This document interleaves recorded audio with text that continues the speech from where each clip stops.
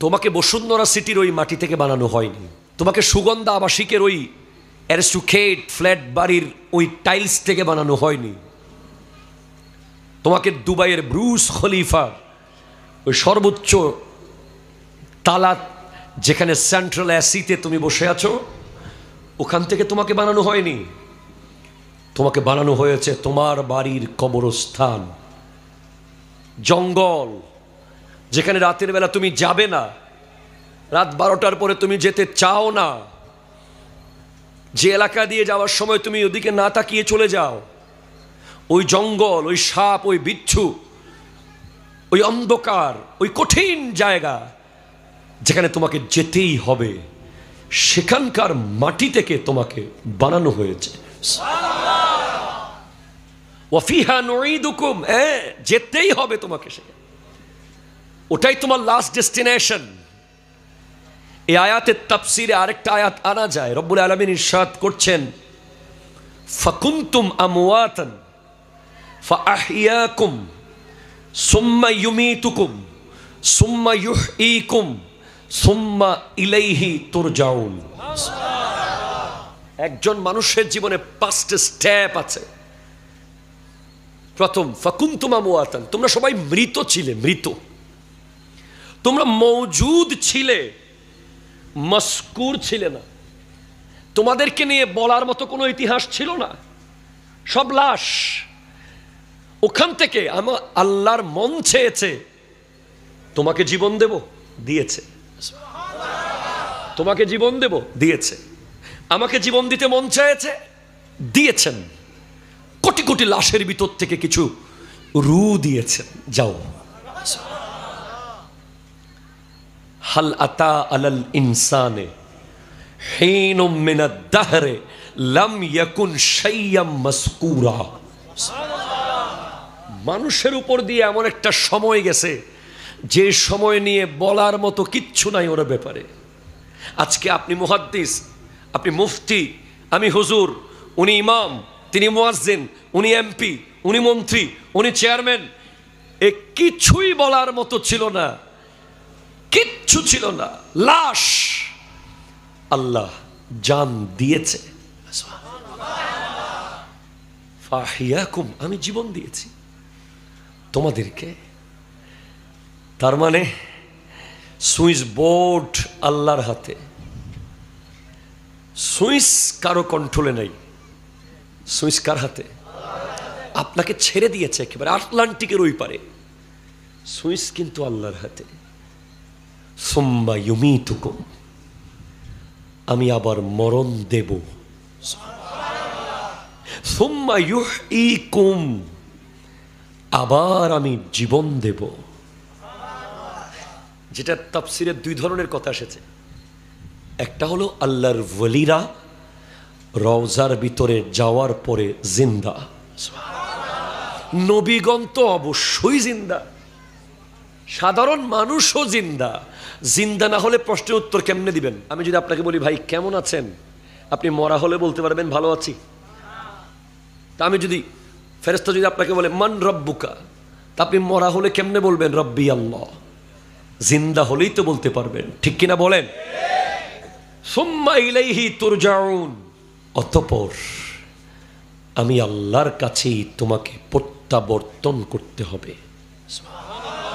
মিনহা খালাকনাকুম ওয়া ফিহা নুঈদুকুম ওয়া মিনহা নুখরিজুকুম তারাতান উখরা।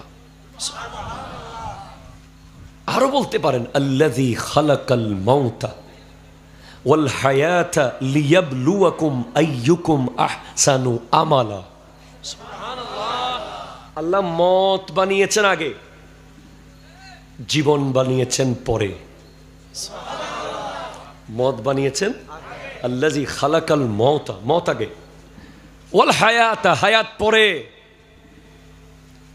হাই হাই হাই, দেখেন বাকিউল গারকাত জান্নাতুল ওয়াকি, যে কবরস্থান মদিনাতুল মুনাওয়ারায়, আমার নবীর রওজা বরাবর এই কবরস্থান, যে কবরস্থান থেকে গুম্বদে হাজরা দেখা যায়, ওই কবরস্থানে আছে হযরতে সৈয়দা, তৈয়বা, তাহেরা, জাহেদা, আবেদা, রাকেয়া, সাজেদা, ফাতেমা, জাহরা রাদিয়াল্লাহু তাআলা আনহা। যে কবরস্থান আছে হযরত উসমান গনি যুন্নুরাইন রাদিয়াল্লাহু তাআলা আন, আর অসংখ্য জলিলুল কদর সাহাবা। ওই কবরস্থানে একটা জানাজা, লাশ দাফন করার পর, এ হাদিস আবু দাউদ শরীফে এসেছে, ইবনে মাজাতে এসেছে। বিশেষ করে আল্লামা হাফেজ এম এ জলিল রহমতুল্লাহ আলাইহির একটা কিতাব আছে, আপনারা প্রত্যেকের ঘরে রাখা জরুরি, হায়াত, মওত, কবর, হাসর। খুবই জরুরি। নবীজি বসেছেন, সাহাবায়ে কেরাম সামনে বসা। সাকারাত কেমন করে হয়, রূহ কিভাবে কবজ হয়, এ টোটাল ডিটেইলস, বিশাল লম্বা হাদিস নবীজি বলে দিয়েছেন। প্রথমে নবীজি 3 বার কবরের আযাব থেকে মাপ চেয়েছেন।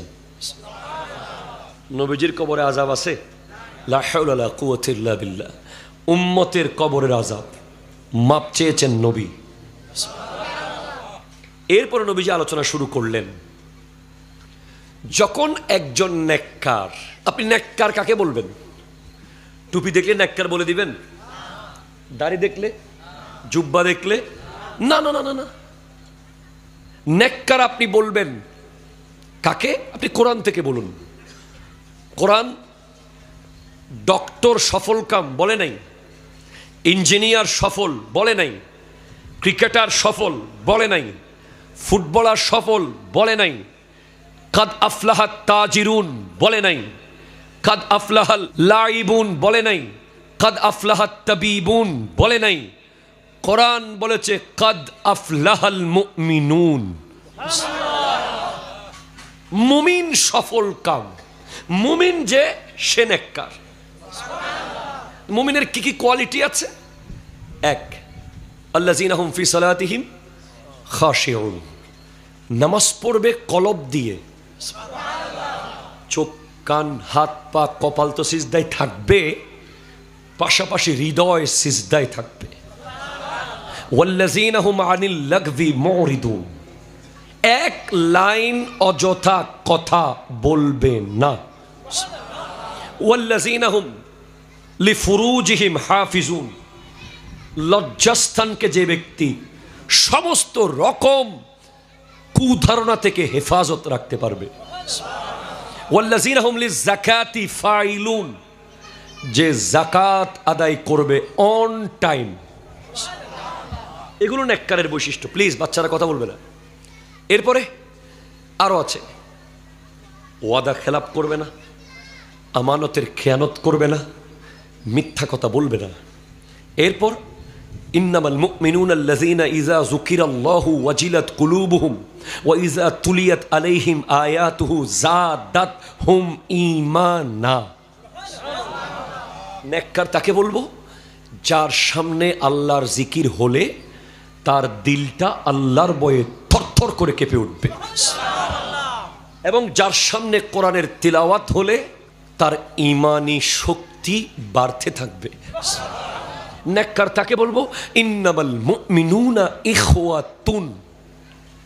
তাকে নেককার বলবো যার সাথে এই দুনিয়াবি কোনো স্বার্থে, গাছ বাঁশ, টাকা পয়সা, দোকান মার্কেট, ঘর বাড়ি, ব্যবসা বাণিজ্য, চেয়ার টেবিল, মন্ত্রী এমপি, কোনো দুনিয়াবি কারণে অন্য কোনো মুমিনের সাথে 1 মিনিটের ঝগড়া নাই, তিনি নেককার। তাহলে নেককার কে? বুঝতে পারছেন তো? সর্বশেষ যেটা বলেছি ওটা জিস্ট। একজন ব্যক্তি আমানতদার, সত্যবাদী, নামাজ পড়ে, লজ্জাস্থান হেফাজত করে, তার সাথে পৃথিবীর কারো দুনিয়াবি স্বার্থে 1 মিনিটের ঝগড়া থাকতে পারে না।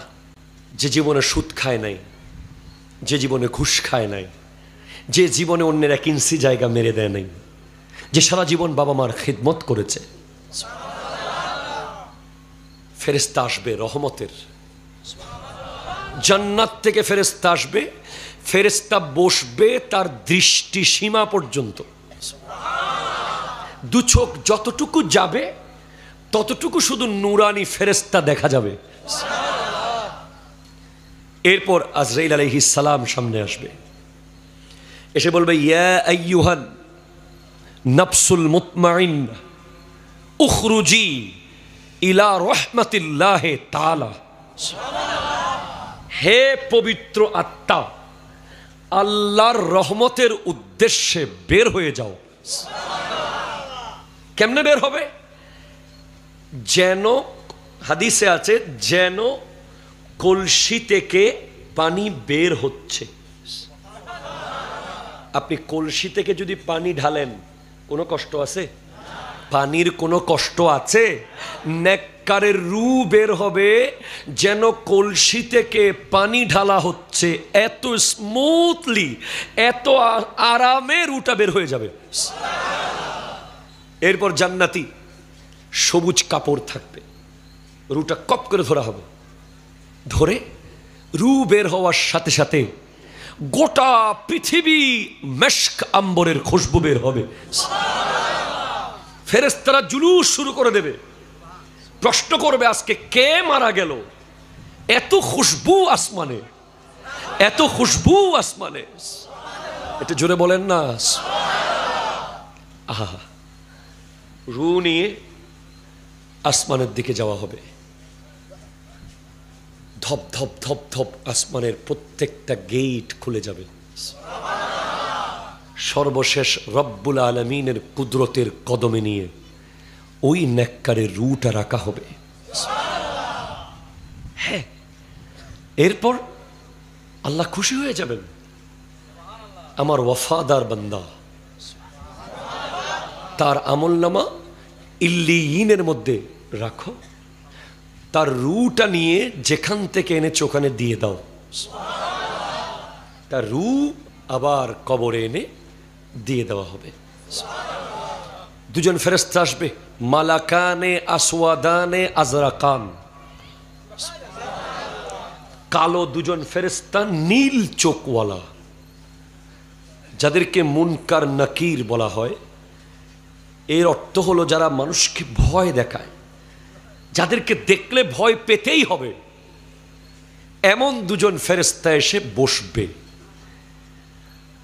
প্রশ্ন শুরু হবে, আপনি জীবনে আরবি ব্যাকরণ পড়েন নাই, মাজি ইস্তেমরারি। আপনি জীবনে ইংলিশ টেন্স পড়েন নাই, ফার্স্ট কন্টিনিউয়াস টেন্স। কিন্তু কবরে যাওয়ার পর আপনি মাজি ইস্তেমরারিও বুঝে যাবেন, ফার্স্ট কন্টিনিউয়াস টেন্সও বুঝে যাবেন।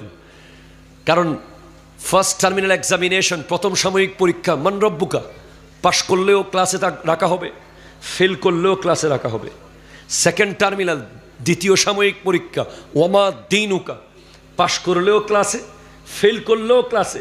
কিন্তু বার্ষিক পরীক্ষায় ফেল করলে রাখা হবে না, বের করে দেওয়া হবে। ওমা কুনতা তাকুলু ফি হাক্কি হাযার রাজুলে মুহাম্মাদিন সাল্লাল্লাহু আলাইহি ওয়াসাল্লামা। এটা ফার্স্ট কন্টিনিউয়াস টেন্সে প্রশ্ন করা হচ্ছে। এই মুহাম্মদ সাল্লাল্লাহু আলাইহি ওয়াসাল্লাম সম্পর্কে তুমি কি বলতে, কি লিখতে, কি শুনতে, কি গাইতে, কি ভাবতে, কি বক্তব্য দিতে, কি কবিতা লিখতে, সব বলো। তখন যদি আপনি আশিকে রসুল হয়ে থাকেন, নেককার হয়ে থাকেন, ইনশাআল্লাহ আপনাকে বলতে হবে না, নবী বলে দেবেন, তাকে তো আমি চিনি, সে আমার অমুক। তখন ফেরেশতা আপনাকে জাহান্নামের জায়গাটা দেখাবে।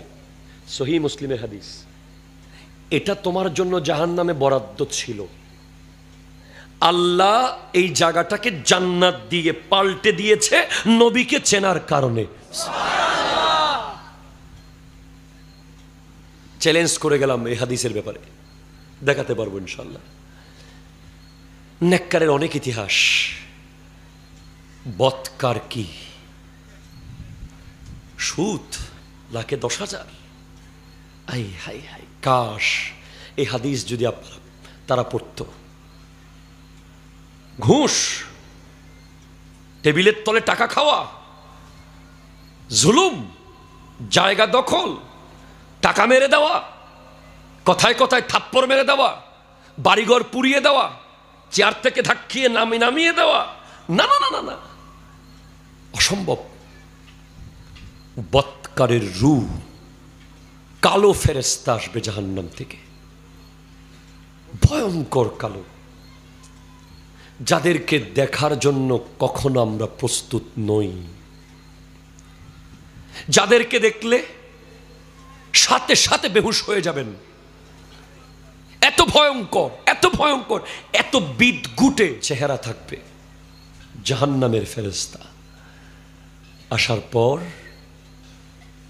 রূহকে ডাক দেবে, ইয়া আইয়াতুহান নাফসুল খাবিসা উখরুজি ইলা সাখাতিম মিন গাযাবিল্লাহ, বের হয়ে আসো আল্লাহর রাগ এবং গজবের উদ্দেশ্যে। প্রত্যেকটা ফেরেশতা জয়েন্টে জয়েন্টে প্রবেশ করবে, শরীরের প্রত্যেকটা জয়েন্টে জয়েন্টে এমনভাবে রূহ বের করবে, মনে হবে যেন প্লাস দিয়ে প্রত্যেকটা নখ খুলে ফেলা হচ্ছে। মনে হবে পৃথিবীর সব পাহাড় আমার দিকে আসছে, মনে হবে পৃথিবীর সব কাঁটা ফুটিয়ে দেওয়া হচ্ছে, মনে হবে পৃথিবীর সব সাগর ধেয়ে আসছে। যে সিচুয়েশন, কি কালিমার কথা মনে থাকবে তার, কি স্বজনের কথা মনে থাকবে, সে পাগল হয়ে যাবে, বেকুব হয়ে যাবে, আবল তাবুল বলবে। আর শরহুস সুদূর কিতাবে আল্লামা জালালউদ্দিন সুয়ুতি রহমতুল্লাহ আলাইহি লিখছেন, ওই সময় যখন সাকারাত চলতে থাকে, সাকারাতের কষ্টকে কিছুটা লাঘব করতে পারে সূরা ইয়াসিন। আপনি তো সন্তানকে সূরা ইয়াসিন শিখান নাই,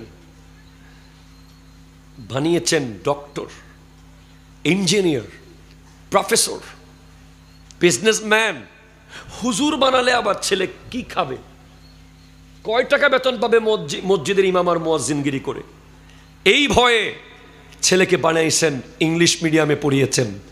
জীবনে কোনোদিন বুঝতে চেষ্টা করেন নাই যে কোরআন তিলাওয়াতের মূল্য কি। সেদিন শুধু আফসোস করবেন, কাশ আমার ছেলে যদি কোরআন তিলাওয়াত করতে জানতো, অন্তত আমার লাশের পাশে যদি কোরআন তিলাওয়াত করত, আমার রূহ কবজটা একটু হলেও হালকা হতো। আমাদের বাবারা তো আমাদেরকে আলেম বানিয়েছে এই উদ্দেশ্যে।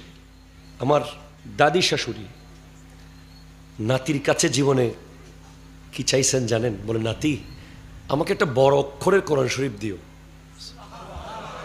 যদি কিছু দিতে মন চায় বড় বড় অক্ষরওয়ালা কোরআন শরীফ, যেটা ভালো করে দেখি। কি নেককার! আমি জীবনে দেখেছি, জীবনে কোনো পুরুষকে দেখা দেয় নাই পর পুরুষকে। মানুষ ওনাকে খ্যাত বলতো, অসামাজিক বলতো, কিন্তু ওনার মৃত্যু গোটা দুনিয়াকে বেকুব বানিয়ে দিয়েছে।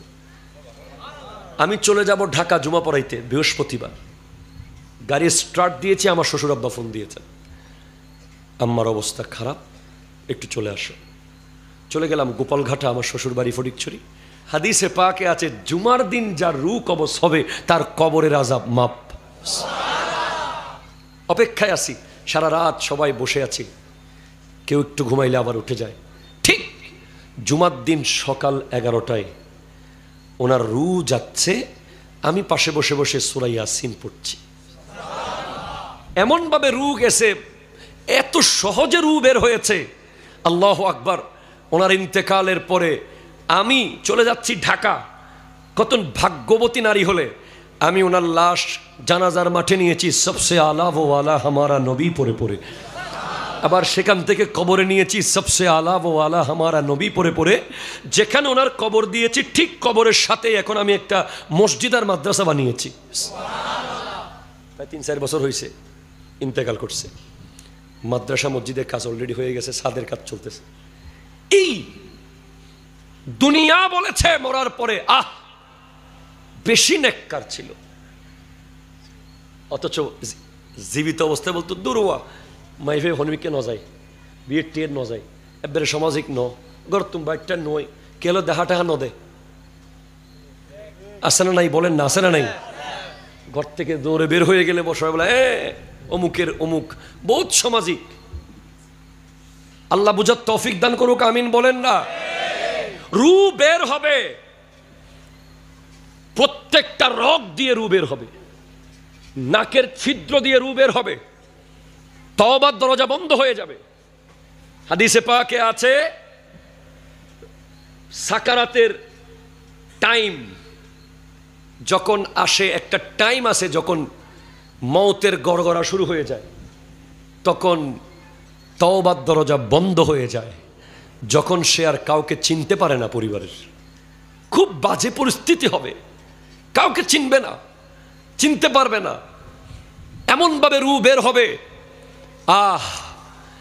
ভয়ঙ্করভাবে রূহ বের হবে। চোখ দিয়ে রূহ বের হবে, নাক দিয়ে, কান দিয়ে, প্রত্যেকটা ছিদ্র দিয়ে রূহ বের হবে।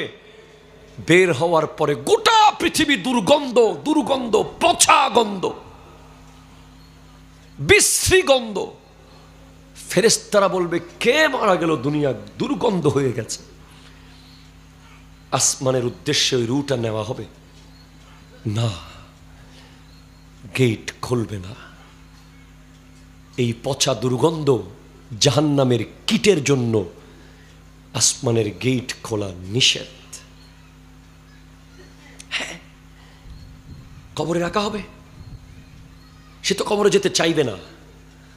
ওই যে মুমিন যে ছিল, তার জন্য আল মাউতু তুহফাতুল মুমিন, মৃত্যু তার জন্য হাদিয়া ছিল। আর এর জন্য মৃত্যু তো ভয়ঙ্কর গজব। সে কবরে আগুন দেখতে পাচ্ছে, সমস্ত কুকুররা, পশু পাখিরা চিৎকার করবে তার কবর দেখে দেখে, তার আযাব দেখবে, তার আহাজারি। সে বলবে আমাকে নিও না, কিন্তু এর পরেও মানুষ শুনবে না। ইভেন যারা বেনামাজি, যারা নামাজ পড়ানো ইচ্ছে করে কবরস্থান আল্লাহর কাছে পানা চাইবে, আল্লাহ ও যেন এখানে দাফন না হয়। প্রত্যেকটা কবরের মাটি আল্লাহর কাছে বলবে আল্লাহ ওই ব্যক্তির লাশ যেন এই কবরে না আসে। ওই কবরস্থান আল্লাহর কাছে বলবে আল্লাহ এই ব্যক্তির লাশ যেন এই কবরে না আসে।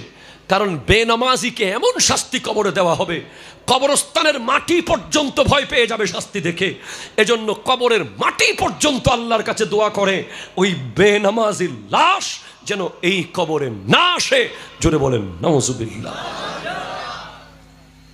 আজান আর একামতের মাঝখানে যে সময়, আজান মাগরিবের নামাজের আজান দেওয়ার পরে একামত দেওয়ার মাঝখানে 3 আয়াত পরিমাণ সময়।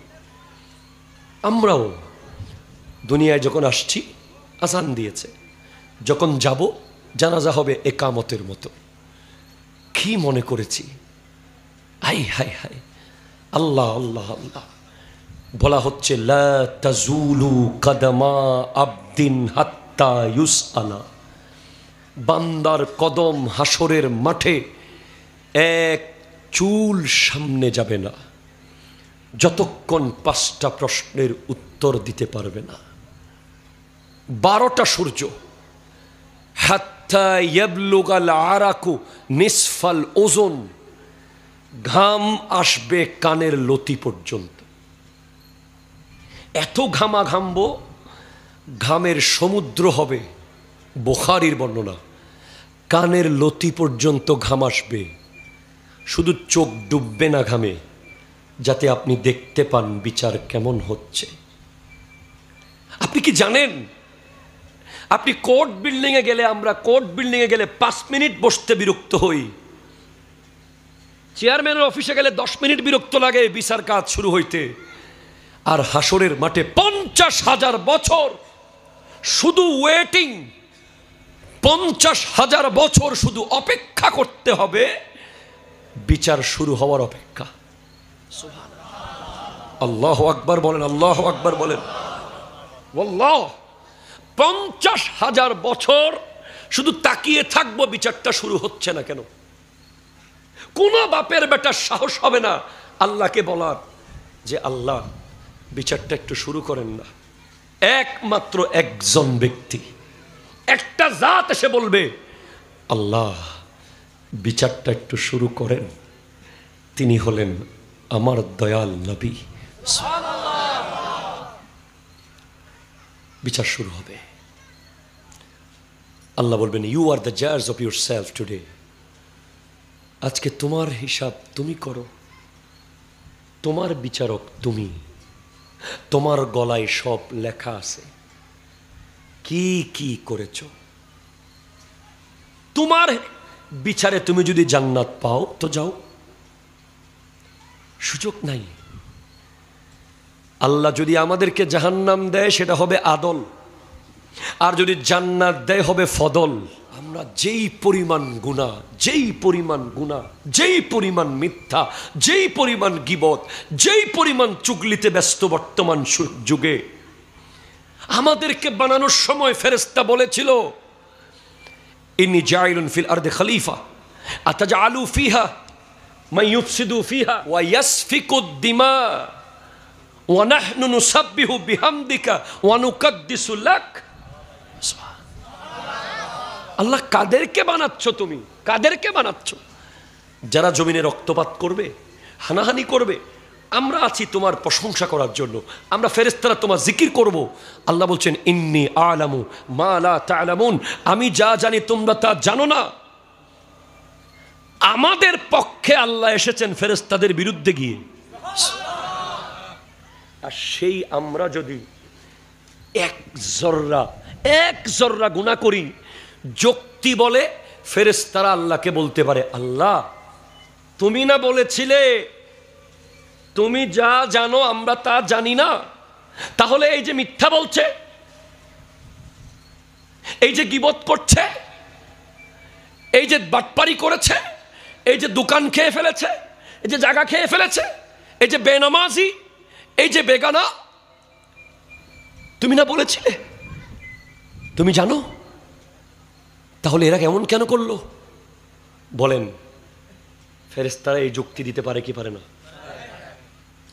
আমরা আমাদের আল্লাহকে, যিনি আমাদেরকে 150 গ্রামের কিডনি দিয়ে 60 বছর কোটি কোটি লিটার রক্ত পরিষ্কার করাচ্ছে, যিনি 2টা ছোট ছোট চোখ দিয়ে জমিনে দাঁড়িয়ে আসমান দেখার ব্যবস্থা করে দিয়েছে, যিনি একটা লিভার দিয়েছে বলে আজ মন মতো খেতে পারছি, যিনি 2টা ফুসফুস দিয়েছে বলে আজ মন ভরে নিঃশ্বাস নিতে পারছি, যিনি জমিনে কদম রাখার আগে আমাদের জন্য জমিন রেডি করে দেয়, যিনি তৃষ্ণা লাগার আগে আমাদের সামনে পানির ব্যবস্থা করে দেয়, যিনি একটা নিঃশ্বাস ফেলার আগে আরেকটা প্রবেশ করানোর ব্যবস্থা করে দেয়। আপনি আল্লাহর দয়া বুঝবেন চট্টগ্রাম মেডিকেল কলেজে আপনাকে যেতে হবে। যখন দেখবেন লক্ষ লক্ষ টাকা নিয়ে বাবা সন্তান দাঁড়িয়ে আছে, বাবাকে একদিন বেশি বাঁচানোর জন্য, আল্লাহ আল্লাহ ডাক্তার ডাক্তার আমার বাবাকে আরেকটা দিন বাঁচার ব্যবস্থা করেন, সব টাকা নিয়ে যান। ডক্টর বলবে আল্লাহকে ডাকেন, তাকে বাঁচানোর কোনো উপায় আর নাই। আপনি যখন দেখবেন একজন কিডনি রোগী 2টা কিডনি নাই, গোটা শরীরের সব রক্ত প্রতি সপ্তাহে 2 বার ডায়ালাইসিস করে ফেলে দিতে হয়, তখন আপনি বুঝবেন আল্লাহর রহমত কি। সেই আল্লাহকে আমরা যদি লজ্জিত করি ফেরেশতাদের সামনে, সেই আল্লাহ যদি আমাদের কারণে লজ্জিত হয়, তাহলে আমাদের কেন বানিয়েছেন? কি কারণে বানিয়েছেন? কত মানুষ মায়ের পেট থেকে দুনিয়ার দেখে নাই, ঠিক কিনা বলেন? কত মানুষ মাত্র 1 দিন দুনিয়াতে ছিল, 1 দিন চলে গেছে, কেউ 10 দিন, কেউ 15 দিন। আমরা কেন 20 বছর? আমরা কেন 30 বছর? আমরা কেন 60 বছর?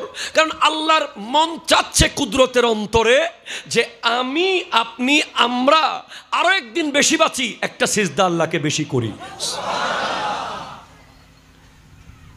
কারণ আল্লাহ বলেছেন ওমা খালাকতুল জিন্না ওয়াল ইনসা ইল্লা লিয়াবুদুন, আই লিয়ারিফুন। আমি আল্লাহকে চেনার জন্য আমি তাদেরকে বানিয়েছি। আমরা আজকে আল্লাহ থেকে অনেক দূরে, খোদা থেকে অনেক দূরে আমরা। হ্যাঁ, কতদিন কোরআন শরীফ খোলেন নাই, Facebook Facebook Facebook, YouTube YouTube YouTube. কতদিন মন ভরে জিকির করেছি, কতদিন মন ভরে সিজদা করেছেন, আমরা তো মসজিদে গেলে মনে হয় কে টেনে বের করে দিচ্ছে। শুক্রবারে পর্যন্ত 2টা রাকাত, এর বেশি আমরা পড়তে পারি না। আমরা কত কত জালেম, আমরা কত অকৃতজ্ঞ বান্দা আমরা। আপনি খেয়াল করেন এটার প্রভাব কিভাবে পড়েছে। এক সময় মসজিদের কোণা থেকে চোখের পানির আওয়াজ আসতো, ঠিক না? হুজুর যখন মোনাজাত শুরু করতেন দেখতেন হাউমাউ করে কেউ না কেউ কাঁদছে। এখন আপনি 1000 মসজিদে ঘুরে দেখেন 2 জন কান্না করার লোক পাবেন না। পাথর হয়ে গেছে। সিজদা যত কমবে দিল তত পাথর হয়ে যাবে। দিল যদি পাথর হয়ে যায় চোখ দিয়ে পানি বের হবে না। নবীজি বলেছেন, আইনানে লা তামুসসুহুমান নারু আইনুন বাকাত মিন খাশিয়াতিল্লাহ ওয়া আইনুন বাতাত তাহরুসু ফি সাবিলিল্লাহ। 2টা চোখ আছে যেগুলো জাহান্নাম কখনো স্পর্শ করবে না। একটা চোখ যেটা আল্লাহর ভয়ে কাঁদে, আর একটা চোখ যেটা আল্লাহর রাস্তায় পাহারা দেয়, আল্লাহর ঘর মসজিদ পাহারা দেয়, আল্লাহর নবীর মাহফিল পাহারা দেয়, আল্লাহর ওলির দরগা পাহারা দেয়। তোমাকে বলেছে দুবাই যেতে, মাত্র 3-4 দিনে ভিসা করে টিকিট করে দুবাইয়ের ফ্লাইটে উঠে গেছো, আর আমি আল্লাহর সামনে আসতে তোমাকে 60 বছর টাইম দিছি, 90 বছর টাইম দিছি। কোনো প্রস্তুতি নাই কেন? লাগেজ সব খালি কেন? নামাজের লাগেজ খালি, দান সৎকার লাগেজ খালি, জিকিরের লাগেজ খালি, দরুদের লাগেজ খালি, নেক আমলের কিছুই তো নাই। 60 বছরও পারলে না প্রস্তুতি নিতে, 100 বছরেও পারলে না দাড়িগুলো রাখতে। কেন? আন উমরিহি ফিমা আফনাহু। তোমাকে যে হায়াত দিয়েছি কি করেছো বলো। 2 ওয়া আন জিসমিহি ফিমা আবলাহু। তোমাকে যে হাত পা চোখ কান বডি দিয়েছি, অনেক মানুষকে আমি হাত দেই নাই, অনেককে পা দেই নাই, তোমার তো পুরো বডি পারফেক্ট ছিল। এই হাত কি কাজে লাগিয়েছো? এই পা কি কাজে লাগিয়েছো? ওয়া তুকাল্লিমুনা আইদিহিম ওয়া তাশহাদু আরজুলুহুম। হাত বলে দেবে কি কি করেছো হাত দিয়ে। মুখে ট্যাপ। 3 নম্বর প্রশ্ন, ওয়া আন মালিহি মিন আইনা ইকতাসাবাহু ওয়া মিন আইনা ইনফাকা। মাল টাকা কোত্থেকে কামালে, কোথায় খরচ করলে। 5 নম্বর প্রশ্ন, ওয়া আন ইলমিহি ফিমা ফাআলা ফিহি। তোমাকে যে এলম দিয়েছি, পড়ালেখা করার সুযোগ দিয়েছি, জ্ঞান অর্জন করে সেই জ্ঞান দিয়ে আমি আল্লাহর জন্য কি করেছো। প্রশ্ন। এই প্রশ্নগুলো উত্তর দিতে পারলে যাবেন দাঁড়িপাল্লায়, আমল তোলা হবে। এরপরে পুলসিরাত। আল্লামা ইবনুল জৌজি বুস্তানুল ওয়াইজিন কিতাবে পুলসিরাতের 7টা সিঁড়ির কথা বলেছে। 7টা সিঁড়ি পার করে মেইন পুলে উঠতে হবে। প্রথম সিঁড়িতে যখন পা রাখবেন, নামাজের হিসাব। বালেক হওয়ার পর থেকে মৃত্যু পর্যন্ত যত নামাজ ছিল সবগুলার পাই টু পাই হিসাব প্রথম সিঁড়িতে। দিতে পারলে দ্বিতীয় সিঁড়ি, দিতে না পারলে নিচে জাহান্নাম, যেটা 3000 বছর ধরে জ্বলছে। 1000 বছর জ্বলতে জ্বলতে লাল, 1000 বছর জ্বলতে জ্বলতে সাদা, আবার 1000 বছর জ্বলতে জ্বলতে কালো। এখন কালো অবস্থায় আছে। ওটাকে ঘিরে রেখেছে একটা দেয়াল, যে দেয়ালটা এত মোটা, একটা মানুষ 40 বছর দৌড়ালে যতক্ষণ সময় লাগবে অত মোটা জাহান্নামের দেয়াল। আল্লাহু আকবার। জাহান্নামের সর্বনিম্ন শাস্তি 2টা জুতা পরিয়ে দেওয়া হবে পায়ের নিচে।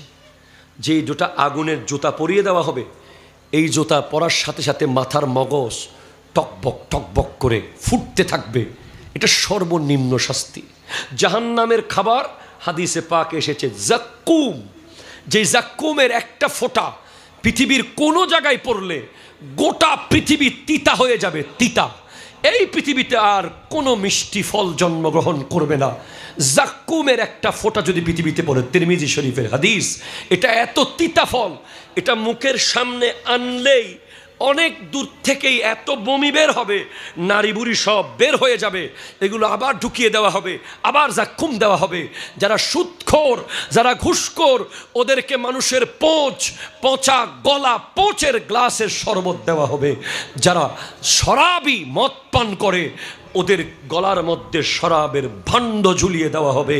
যারা জিনা করে, যারা পরকীয়া প্রেমে লিপ্ত, ওদেরকে জাহান্নামের ভয়ঙ্কর এক আগুনের ড্যাগে ফেলে দেওয়া হবে। যেই আগুন বারবার তাদেরকে উপরে তুলবে, আবার নিচে ফেলবে, আবার উপরে তুলবে। যে সমস্ত নারীরা স্বামীর বিছানায় পর পুরুষকে বসিয়েছে, যে সমস্ত নারীরা স্বামীর হক অন্যজনকে দিয়েছে, পরকীয়া করেছে, জুলুম করেছে, তাদের স্তনের মধ্যে প্যারাক মেরে জাহান্নামে লটকিয়ে রাখা হবে। জাহান্নাম এত ভয়ানক, জাহান্নাম এত ভয়ানক।